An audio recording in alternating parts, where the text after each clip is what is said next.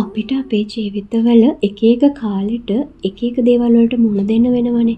ඉතින් එහෙමයි කියලා දුකින්ම හිත පුරාගෙන ඔහේ දවස ගෙවන්නත් බෑ මට නම්.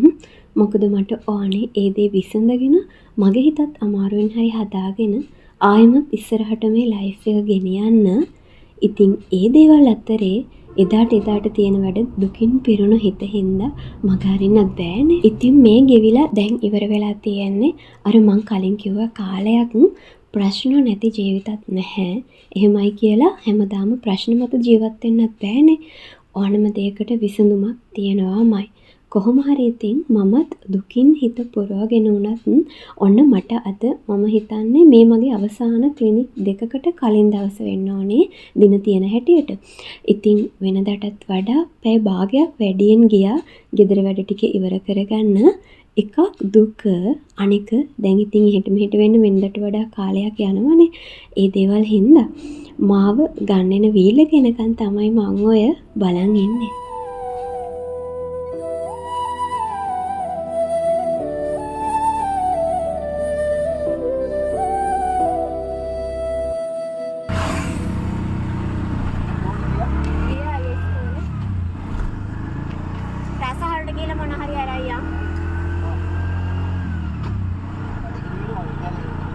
මේ වීලකේ තමයි මම ගොඩක් දුරට ගමන් බිමන් වලට එළියට යනකොට යන්නේ. හරිම පරිස්සමෙන් විශේෂයෙන් මේ දවස්වල යන්න ඕනේ තැනට ඩ්‍රොප් කරනවා. හරිම හොඳයි ඉතින් ඒ වීලකේ ඩ්‍රයිවර්.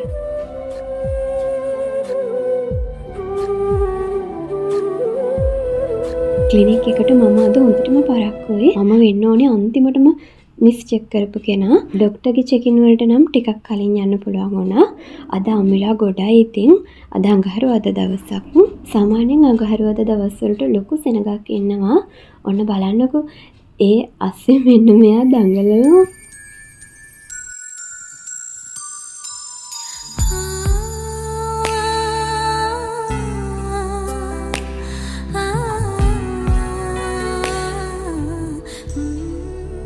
මීට කලින් මම සෙනසුරාදා දවස් දෙකක ඇවිල්ලා තියෙනවා.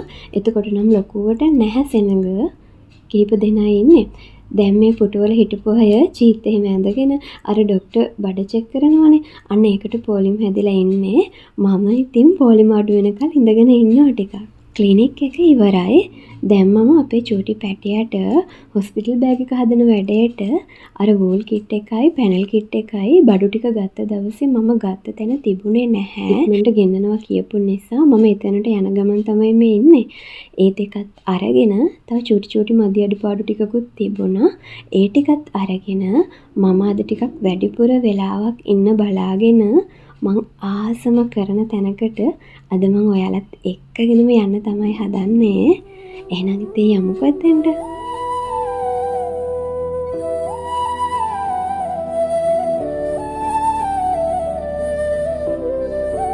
මෙන්න මේ ලස්සන වටපිටාවක් තියෙන නිස්කලංක බුදුමෙදුර ළඟට තමයි මං ආවේ. මොකද මට තනියම පොඩ්ඩක් අර බෝගහ යටට එහෙම වෙලා ඉන්න ඕනෙම කියලා හිතුණාද.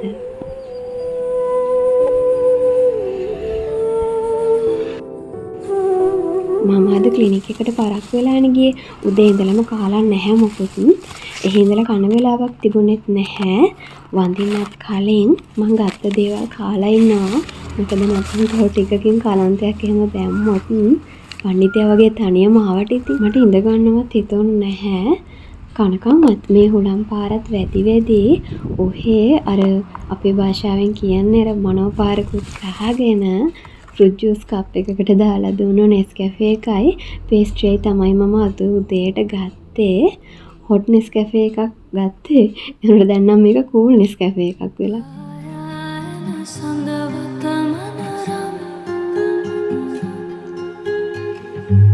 තනිකමත් ඕවසීතයි වාවාගෙන මහමෙරකතරම් උනුසුමකින් තුරුළුවෙමි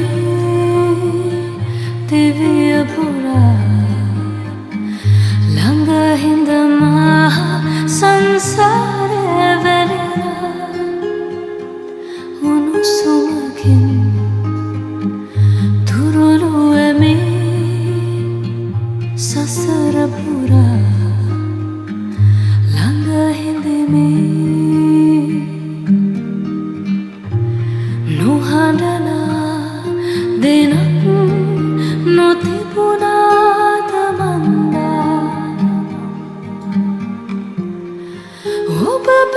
හසුන කලේනා පෙම් කවෙකි වෙමි මුමුණා මග බලා හිමිනම් පායන සඳවතක තරම් මං එනකොටත් මේ කපල් එක හිටියා මෙතන. ඔය එතනින් එහා පැත්තේ මම ඉන්නේ.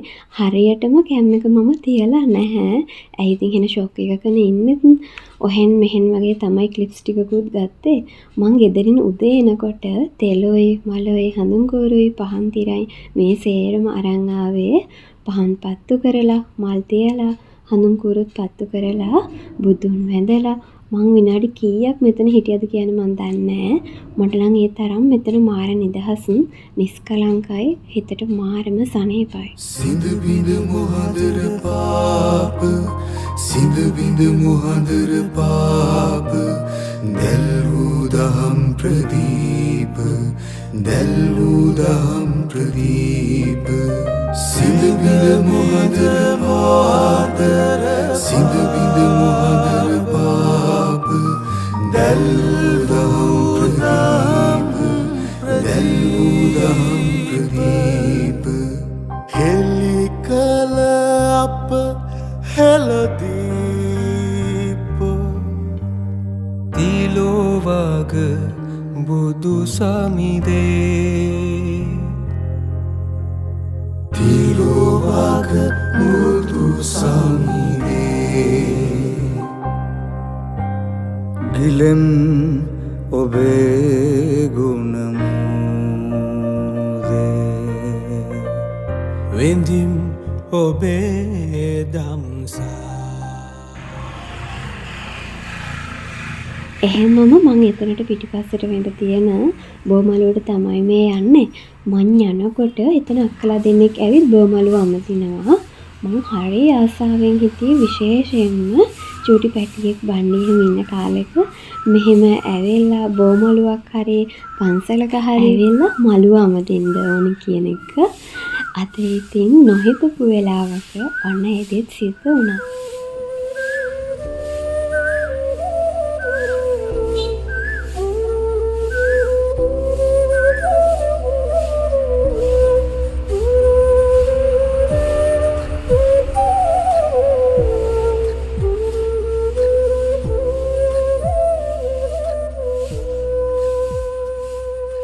ඉතින් ඔයාලට මොනවම හරි ප්‍රශ්නයක් ආවහම ඔයාලා ඉතින් විසඳනකල් හරි ඔයාලම කතා කරලා විසඳ ගන්නකල් හරි නැත්නම් අර සමහරක් අය කියනවනේ කාලයට ඉඩ දෙන්න කියලා. අන්න එහෙම හරි බලාගෙන ඉන්නවද නැත්නම් දේවල් අමතක කරලා කිසිම දෙයක් නොවුණු ගානට ආයෙමත් ජීවත් වෙනවද? මට නම් දෙයක් වුණාම හරිම අමාරුයි දරා ගන්න. හිතට සෑහෙන වද දෙනවා. මං කොහොම හරි ළඟම දන්න කෙනෙක්ට කියනවා මට මෙයාගේ උපදෙස් හොඳයි කියලා හිතෙන දේවල් එළියට නොදෙන කෙනෙක්ව තෝරගෙන කියනවා. සමහර විට මගේ හස්බන්ඩ් වෙන්න පුළුවන්, අම්මලා දෙන්න වෙන්න පුළුවන්, නැත්නම් අක්කලා දෙන්න, නංගිලා දෙන්න, හස්බන්ඩ්ගේ මල්ලිලා දෙන්න. ඔය කවුරුම හරි කෙනෙක්ට කියනවා තව කෙනෙක්ට දෙයක් කියලා හිතේ තියන් ඉන්නේ නැතුව චුට්ටක් විතර හිත නිදහස් කරගන්නවා. මම සමහර වෙලාවට මගේ දෝනිට පවා කියනවා අර කියන්න පුළුවන් සීමාවක් තියෙනවනේ. ඒ සීමාවෙන් දැන් තමයි මේ හැමදේම. ඊට පස්සේ නොකියන්න ඕනි දේවල් නොකිය මෙන්න මේ විදිහට මේ වගේ තැනකට ඇවිල්ලා තනියම මුමුණ ආශිර්වාද ඉල්ලනවා.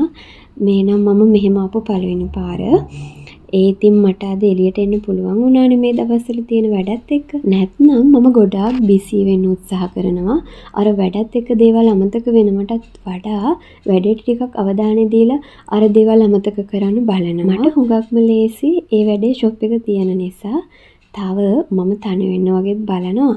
හැබැයි හොඳම නැති දේ නේකත්. ඉතින් මොකද කරන්නේ? මම මොලෙන් කිව්වා වගේ කාට නැතත් තමන්ගේ අම්මට ඕනම දෙයක් කියන්න පුළුවන්නේ. මන්නම් ගොඩාක්ම ඉවසීම කියන දේත් ඉගෙන ගත්තේ මගේ අම්මගෙන්. ඉතින් ප්‍රශ්නයක් ආවහම මගේ විදිය ඔය විදිය. ඇත්තමයි මම අද බ්ලොග් එකක් කරනවා තියා හිතුවේවත් නැති වෙලාවක තමයි අද මේ දේ සිද්ධ වුනේ. ඉතින් මට කවදම හරි මෙහෙම ප්‍රශ්නකදී මම හැසිරුණේ මෙහෙම, මම තීරණ ගත්තේ මෙහෙම, මම මොකද කළේ වගේම එදාට තියෙන වැඩත් අතපසු නොකරගෙන කොහොමද මම මේ දේවල් වලට මුහුණ දුන්නේ? ඔය වගේ දේවල් මට කවදම හරි බලා ගන්න පුළුවන්. ඉතින් මගේ මේ channel එක තියෙන නිසා ඉතින් මං කැමතියි ඔයාලා ගොඩක් අය මට ෂෝට් වීඩියෝ වලට පවා කමෙන්ට් කරනවානේ. ඉතින් මං කැමති ඔයාලත් ප්‍රශ්නයක් ආවහම කොහොමද හැසිරෙන්නේ? මොන වගේ දේවල්ද ඒ කාලය ඇතුළත කරන්නේ? හදිසියවත් විසඳෙන්න ටික කාලයක් යනවා නම් ඒ කාලය ඇතුළත කොහොමද දේවල් කරගන්නේ කියලා කමෙන්ට් කරන් යන්න. මට හිතෙනවා ඒ දේවල් මටත් වඩා මම බලන් ඉන්න අයට ඕනි වෙයි. වැදගත් වෙයි. අර මං තම්මේල එකේ දාලා තියනවා වගේ දරුණුවටම හිත රිදුණු වෙලාවක ක්‍රියා කරන්න ඕනි විදිය. මොකද මානසික ආතතිය කියන එක තරම් අමාරුම ලෙඩක් තව නැතුව ඇති. අර කකුලක් අතක් කැඩිලා විඳින වේදනාවකට වඩා හිත කියන දේ කැඩිලා බිඳලා ගියපුවාම අර කතාවකටත් කියනවනේ වීදුරු මල් පෝච්චියක් කැඩුනහම කොච්චර ඇලෙව්වත් බලුද්ද තියනවා වගේ කැඩුණු හිතකුත් ඒ වගේ කියලා. ඉතින් මං හරි කැමති ඔයාලත් ප්‍රශ්නයක් ආවම කොහොමද දරාගන්නේ? ඉවසන්නේ? මොකද කරන්නේ? අන්න වගේ දේවල් දැනගන්න. තව අපි ජීවත් වෙන චූටි කාලයයිනේ. සමහර විට අපි ඇසුරු කරන අය නිසා නැත්නම් අපි කවදාවත්ම නොදැක්ක පුද්ගලයන් නිසා අපේ ජීවිතවලට ප්‍රශ්න එන්න පුළුවන්නේ. ඉතින් මේ යන සංසාර ගමනේ මම විශ්වාස කරන ලොකුම දෙයක් තමයි අපි කරපු කියපු දේවල්ම තමයි මේ ජීවන ගමනේ සංසාරේ පුරාවට ගෙනියන්නේ. ඉතින් එහෙම මේ යන ගමනට අපිට හරිනම බැරි දේවල්නේ බැඳීම් කියන එක. ඉතින් මේ බැඳීම් අතරෙත් අපි අතරමං වෙලා ඉන්න හින්දාමනේ දුක කියන දේ දැනෙන්නේ. ඉතින් එහෙව් දුක නැති කරගන්න මම වැඩිපුරම කරන දෙයක් තමයි බණ අහන එක. මගේ වටේ ඉන්න ගොඩක් අය මං හිතනවා බෞද්ධයි කියලා. බෞද්ධම් වෙන්න ඕනිත් නෑනේ. ඉතින් මොන ආගමක හිටියත් බණපදයකට හිත නිවෙනවා නම් ඒ ඇතිනේ. මට මුලින්ම කියන්න බැරි වුණු කාරණයක් තමයි මං ඒ කිව්වේ. මොකද ගොඩක් අයට බණපදයක් අහන්න හිත දෙන්නෙම දුක කියන දේ මුල් වුණාමනේ.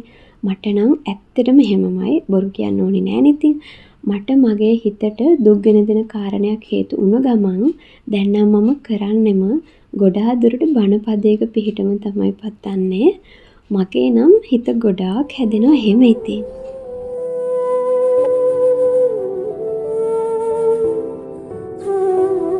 බෝධීන් වහන්සේගේ මළුව වටේටම මං එනකොට අර අක්කලා දෙන්න ඇමදලා තිබුණේ.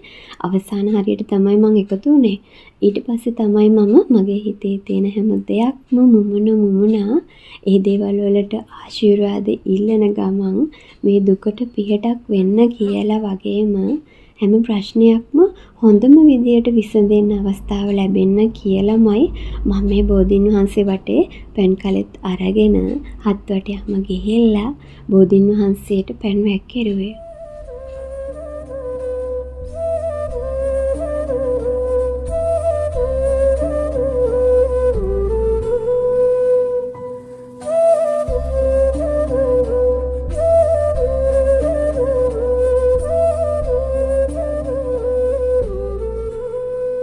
හිත නිවෙන්න, දුක නැති වෙන්න, අන්සරණක් කොයින්දෝ කියලා හිතෙන තරමටම මේ බෝධීන් වහන්සේගේ සිසිලසත් එක්කම හිතට දැනෙන්නේ නම් මේ වෙලාවේ මහා පුදුමාකාර ශාන්ත හැඟීම් ගොන්නක් මට නම් අපිට සරණක් ඕනිම වෙලාවක මේ දුක්ගිනි වලින් ගැහෙන හිත් සංසුන් කරගෙන සංසාරේ කෙටිත් කරගන්න නම් බුදු සරණ හැර අන්සරණක් කොමටද?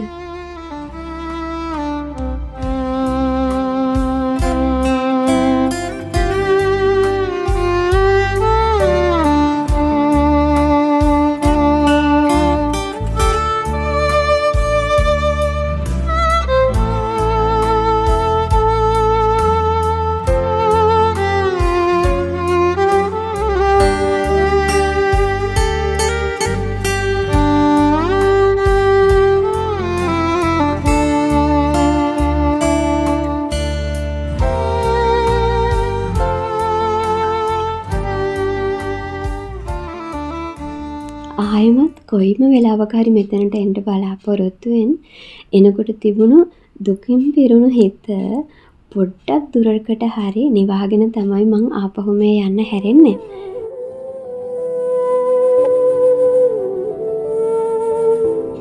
ඉතින් මේ ලෝකෙ කිසිම හිතකට දුක කියන දේ අනවශ්‍ය විදිහට නොදෙනේවා කියන ප්‍රාර්ථනයෙන් අදට ගිහින් එන්නම්.